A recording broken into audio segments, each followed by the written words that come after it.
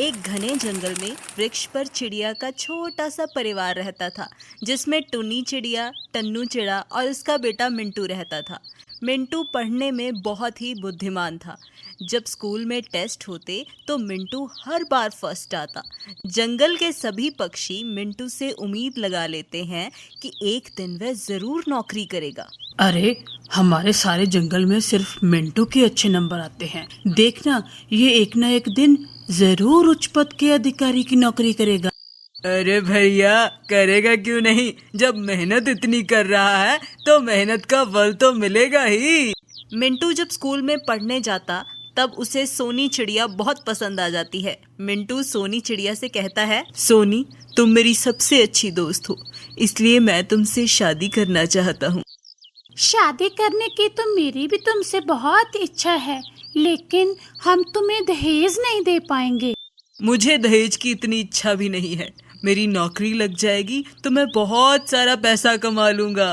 देख लो, मैं तो तुम्हारे भले के लिए कह रही थी। तुम्हें बहुत सी लड़कियां मिल जाएंगी। पर तुम तो नहीं मिलोगी ना। जैसे तुम्हारी मर्जी। कुछ दिनों बाद मिंटू इंजीनियर बन जाता है।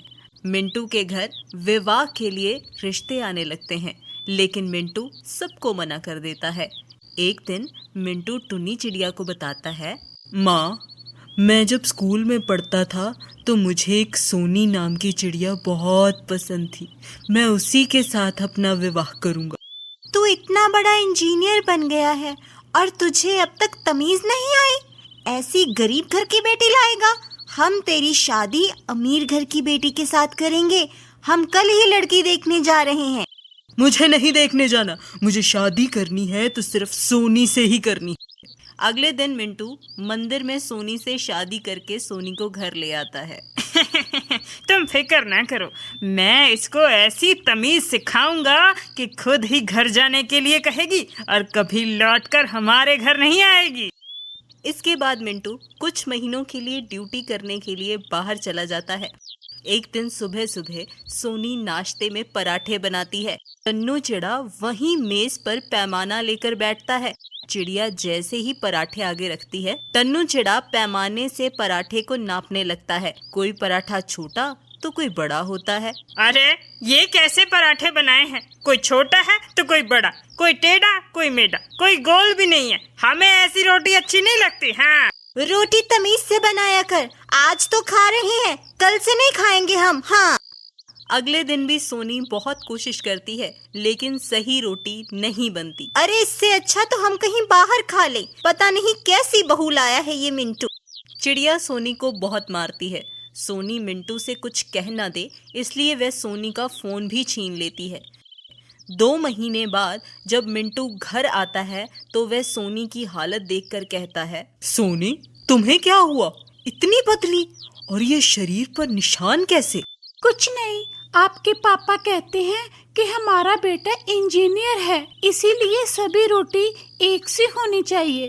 अब मुझसे नहीं बनती तो मैं क्या करूं? वो मुझे बहुत मारते हैं। माँ, तूने सोनी के साथ अच्छा व्यवहार नहीं किया। मुझे तुम दोनों पर बहुत गुस्सा आ रहा है, इसलिए मैं सोनी को अपने साथ मुंबई लेकर जा रहा हूँ। तुम दोनों यहीं आराम से रोटी पकाना और रोटी को नाप नाप कर खाना, ठीक है? अरे, हमें जरूरत नहीं है ऐसी बहू की। जा, ले जा। हाँ। मिंटू सोनी को अपने साथ ले जाता है। कई दिन बीत जाते हैं। फिर एक दिन कालू कौआ टुन्नी चिड़िया के घर आता है। अरे, क्या कर रही हो टुनी दीदी? कुछ नहीं भैया, रोटी बना रही हूँ। क्यों, तुमसे बहू के हाथ की रोटी नहीं खाई गई क्या? हाँ, मुझसे बहुत बड़ी गलती हो गई। मुझे उसके साथ ऐसा नहीं करना चाहिए था।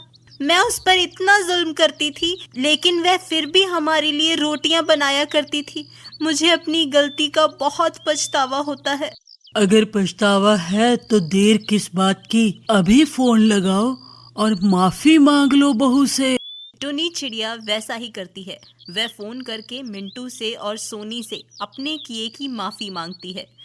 कुछ दिनों बाद मिंटू फिर से सोनी को लेकर घर आ जाता है। टुन्नी चिड़िया उसको बहू का प्यार देने लगती है।